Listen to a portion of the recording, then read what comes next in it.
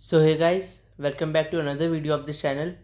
और अभी हमारा एसिड बेसिस एंड सॉल्ट चल रहा है और आज उसका फोर्थ पार्ट हम पढ़ने वाले हैं। तो कुछ कल जो हमने बेसिस स्टार्ट कर लिया था और हमने लास्ट में क्या डिस्कस किया था कि सारे बेसिस में कॉमन क्या होता है, सारे एसिड्स में कॉमन क्या होता है। तो सारे एसिड्स में जो कॉमन चीज़ होती है वो होती है कि एसिड्स का पानी के साथ मिलके हाइड्रोजन के पॉजिटिव आयंस बनाना और बेसिस का पानी के साथ मिलके हाइड्रोक्साइड के नेगेटिव आयंस बनाना। तो आज हमारा टॉपिक है प्रॉपर्टीज ऑफ बेसिस। तो चलिए वहीं से स्टार्ट करते हैं।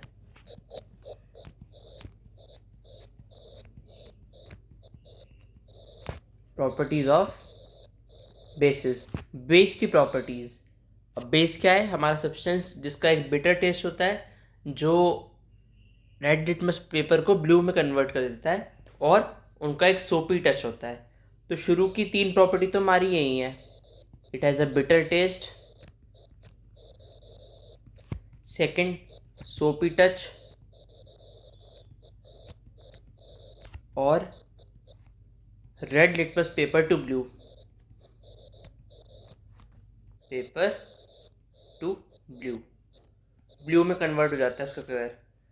और अब जो अगली वो है हमारा, ये एक पार्ट हमारा उससे एसिड से बिल्कुल अलग है, क्योंकि मैंने कल आपको बताया था bases are chemically opposites of acids. अब ये जो हमारे अब पॉइंट आने वाले हैं, ये उस बात को बिल्कुल हमारा मना करता है कि ये एसिड का इस चीज़ में अपोजिट नहीं है। किस चीज़ में? कि बेसिस ऑल्सो कंडक्ट इलेक्ट्रिसिटी, यानी बेसिस के solutions, basis solutions conduct electricity. ये भी इलेक्ट्रिसिटी कंडक्ट करते हैं, यानी ये भी हमारे इलेक्ट्रोलाइट्स हैं। दे आर इलेक्ट्रोलाइट्स, क्योंकि जब वाटर में डिसॉल्व करते हैं तो ये आयंस में टूटते हैं। ठीक है।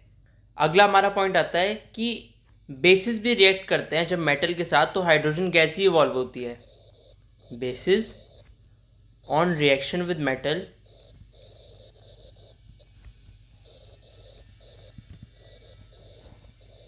Form hydrogen gas. ठीक है। इनके साथ भी हाइड्रोजन गैस फॉर्म होती है। वो आपको पता ही है कैसे। एग्जाम्पल के तौर पे सोडियम हाइड्रोक्साइड ले लिया और कोई हमने ले लिया जिंक ले लिया हमने, जैसे कोई मेटल। तो हमारा ये जो सॉल्ट बनेगा हमारा, नया एक ये कंपाउंड बना, उसका फॉर्मूला होगा Na2ZnO2 प्लस हाइड्रोजन गैस, और बैलेंस करने के लिए यहाँ भी 2 ही आएगा। तो ये जब हमने इसमें हीट दी और ये रिएक्शन हुई तो हमारा बना ये Na2ZnO2। इसका हम नाम देते हैं सोडियम जिंकेट। Sodium zincate. ठीक है। तो ये हमारा ऐसे हमारी हाइड्रोजन गैस इवॉल्व होती है। ऐसी चाहे आप पोटेशियम के साथ रिएक्शन करवा लो या CaOH होल ट्वाइस, रिएक्शन के बाद आपकी हाइड्रोजन गैस ऐसे ही इवॉल्व होगी। ठीक है। अब नेक्स्ट चीज़ आती है कि एसिड जब बेस के साथ रिएक्ट करते हैं, यानी बेस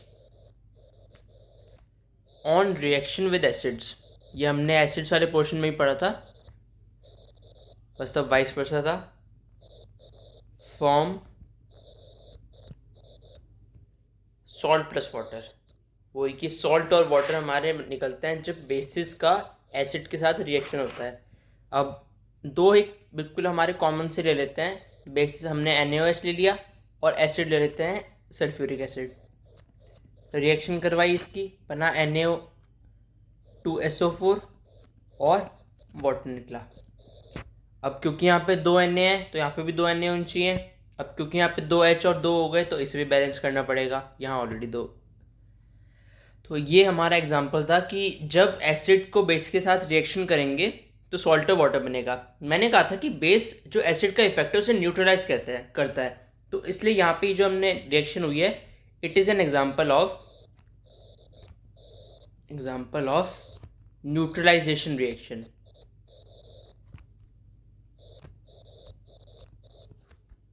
न्यूट्रलाइजेशन रिएक्शन ये वो रिएक्शन होती है जब एसिड और बेस एक दूसरे के साथ रिएक्ट करते हैं और बेस एसिड का इफेक्ट को न्यूट्रलाइज कर देता है और सॉल्ट और वाटर बनते हैं। तो ये था हमारा इसका F पार्ट, यानी 6 पार्ट। 7th पार्ट हमारा क्या है? बेसिस के नॉन मेटल ऑक्साइड्स के साथ रिएक्शन। बेस की रिएक्शन हम करवा रहे हैं नॉन मेटल ऑक्साइड के साथ, और प्रोडक्ट हमारा क्या बन रहा है, salt and water, salt plus water. तो इसका एग्जांपल अगर हम लिखें कि एक तो हमने कोई से बेस ले लिया, NaOH ले लेते हैं, हमारा ये बहुत कॉमन बेस है NaOH प्लस बेस हमने ले लिया CO2, नहीं सॉरी CO, बेस NaOH है, नॉन मेटल ऑक्साइड हमारा है CO2। तो अब जब इनकी रिएक्शन करवाएंगे बनेगा हमारा Na2CO3 प्लस H2O। तो ये हो गई हमारी इसकी कंप्लीट रिएक्शन। अब अगला हमारा आता है कि बेस के यूजेस क्या हैं, कहाँ कहाँ पे हमारे बेस यूज़ होते हैं, यूजेस ऑफ बेसिस, कहाँ कहाँ हमारे बेस यूज़ होंगे। तो जो हम सबसे ज़्यादा ये रिएक्शन कर रहे हैं NaOH की, तो यही यूज़ होता है हमारा सोप इंडस्ट्री में। NaOH कहाँ पे यूज़ होता है, सोप इंडस्ट्री हो गई, पेपर इंडस्ट्री हो गई, और एक आपने कपड़ा एक आता है सिंथेटिक सा रेयॉन, उसकी इंडस्ट्री में भी हमारा सोडियम हाइड्रोक्साइड यूज़ होता है। सेकंड हमारा calcium hydroxide CaOH whole twice, इसका एक नेम है आपको पता होगा, स्लेग लाइम। स्लेग लाइम भी हमारा यूज़ होता है किसमें, ब्लीचिंग पाउडर में, ब्लीचिंग पाउडर। नेक्स्ट हमारा आता है मैग्नीशियम हाइड्रोक्साइड, ये भी यूज़ होता है as an antacid, magnesium hydroxide, ठीक है। और हमारा सोडियम कार्बोनेट, ये तो आपको पता ही है कि वॉशिंग सोडा होता है ये,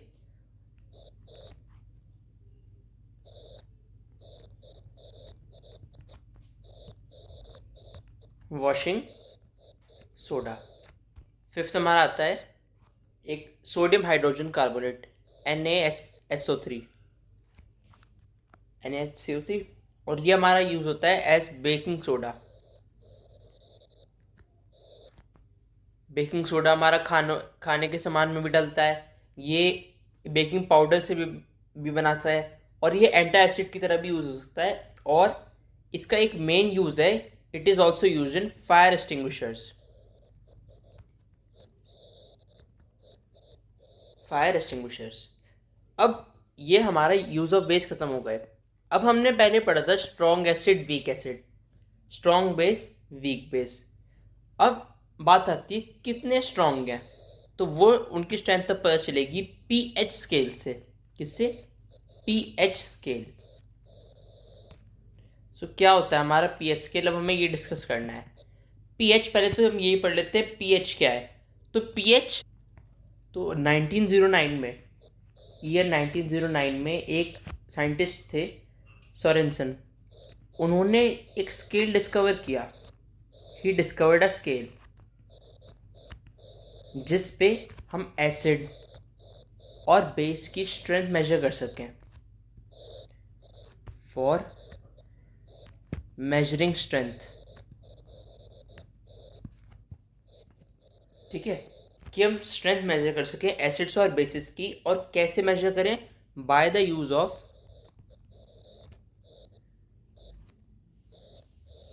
H आयन कंसंट्रेशन, यानी hydrogen ion concentration.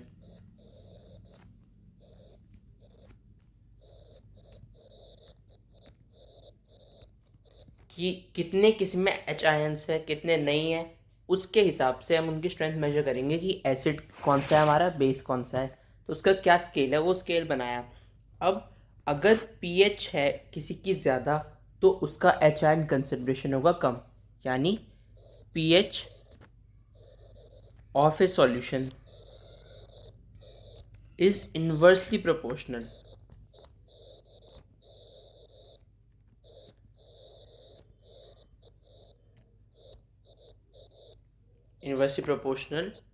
to the H ion concentration, hydrogen ion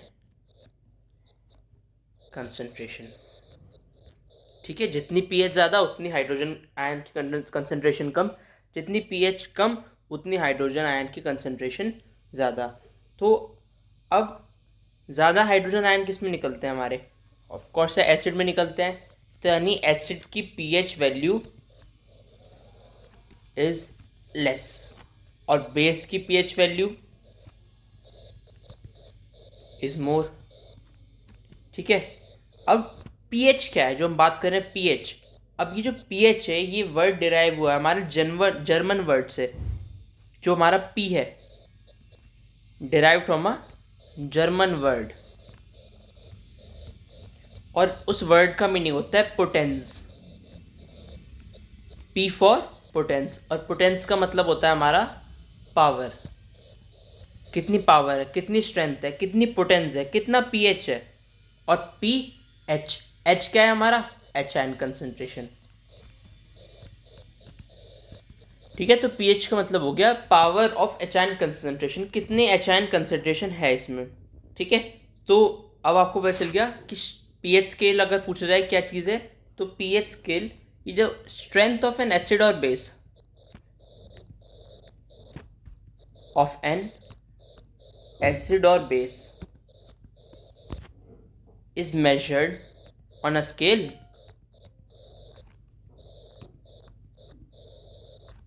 of, numbers लिखे होते हैं इस पे,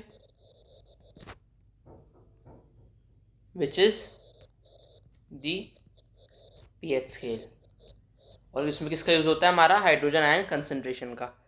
जो न्यूट्रल सब्सटेंसेस होते हैं हमारे, ना तो एसिड ना बेस, एंड जैसे वाटर है, उनका पीएच होता है हैव अ पीएच ऑफ 7।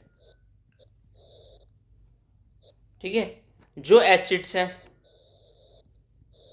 उनका पीएच होगा लेस देन 7, जो बेस है उनका पीएच होगा मोर देन 7। अब ये कहाँ तक 7 से ज़्यादा और कहाँ तक 7 से कम। So pH of a substance lies between 1 to 14। इसके बीच में सारे सब्सटेंसेस के पीएच लाया करते हैं हमारे। इनका रीज़न मैंने आपको बताया कि क्योंकि कम होगा इसका 7 से, तो यानी उसका हाइड्रोजन कंसंट्रेशन ज़्यादा है, और बेस का ज़्यादा है 7 से, यानी उसका हाइड्रोजन कंसंट्रेशन कम है। जितना कम हो जाएगा 7 से, अगर 1 पहुंच गया यानी कि बहुत एसिडिक है, हाईली एसिडिक। और अगर अराउंड 6 है तो एसिडिक है पर close to neutral, close to neutral. वहीं बेसिस की बात है, अगर 14 पे पहुंच गया तो हाईली बेसिक,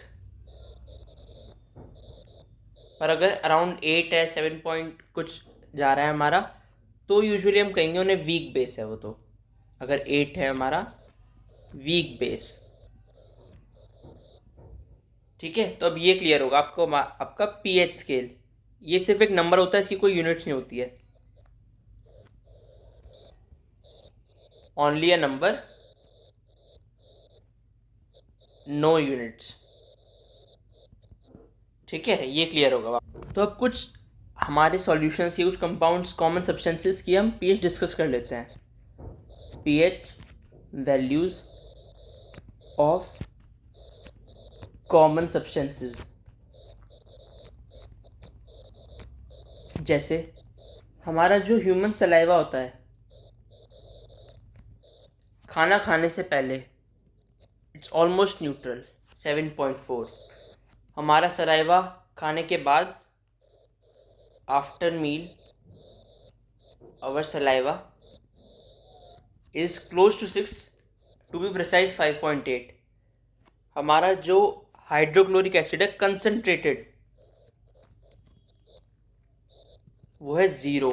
हाँ, तो 1 मिनट, ये ना 0 तक जा सकता है पीएच की वैल्यू, बल्कि लेकिन आप रहिए इसे 1 से 40 नहीं, कंसनट्रेटेड HCl जो बहुत ज़्यादा उसमें एच आयन कंसनट्रेशन है, इसलिए हम 0 ले लेते हैं। डाइल्यूट पे HCl तो 1 आएगा, 1। ठीक है, अब हमारा विनेगर हो गया, उसमें भी हमारा एसिड प्रेजेंट होता है, तो ये भी आएगा 4। बहुत ज़्यादा हाईली एसिडिक नहीं है, पर हाँ गुड है, मतलब ये एक। और कॉफ़ी 5। प्योर वाटर नंबर 7 पे हमारा प्योर वाटर, इसका नंबर 7 ही है, न्यूट्रल है बिल्कुल ये। हमारा टूथपेस्ट बेस होता है, तो डेट इज अराउंड 8। और मिल्क ऑफ मैग्नीशिया, ये बहुत इम्पॉर्टेंट कंपाउंड है, मिल्क ऑफ मैग्नीशिया, ये होगा हमारा 10.5। कंसनट्रेटेड सोडियम हाइड्रोक्साइड, मतलब जिसमें बेस कंसनट्रेशन बहुत ज़्यादा है, यानी पीएच वैल्यू भी बहुत ज़्यादा है, क्योंकि उसमें एच आयंस कंसनट्रेशन बहुत कम है, इसका होगा एग्जैक्ट 14। ठीक है, तो ये हमारे कुछ इंपॉर्टेंट पीएच थे, pH values of common substances, या जिनके बारे में हमें जनरली पढ़ना होता है। ठीक है, अब एक क्वेश्चन है कि आपके पास दो सब्सटेंसेस हैं ए और बी, एक का पीएच है 6, एक का पीएच है 8। अब बताओ कि इसमें हाइड्रोक्साइड आयन कंसंट्रेशन किस में ज़्यादा है, आयन कंसंट्रेशन किस में ज़्यादा है? सिंपल सी बात है, हमारी पीएच वैल्यू बी की बड़ी है, यानी उसमें एच आयन कंसंट्रेशन कम है, यानी कि वो बेस है, तो हमारा बी। और इसमें एसिडिक कौन सा है, बेसिक कौन सा है, आपको साफ पता चल गया, ये ए फॉर एसिड ही है और बी फॉर बेस ही है। ठीक है, अब आपका क्या कहते हैं, एक क्वेश्चन है कि हमारे पास 5 सॉल्यूशंस हैं, अब A B C D E. अब इन जो हमारे पास 5 सॉल्यूशंस हैं उनके हमें पीएच गिवन है 4, 1, 11, 7, 9।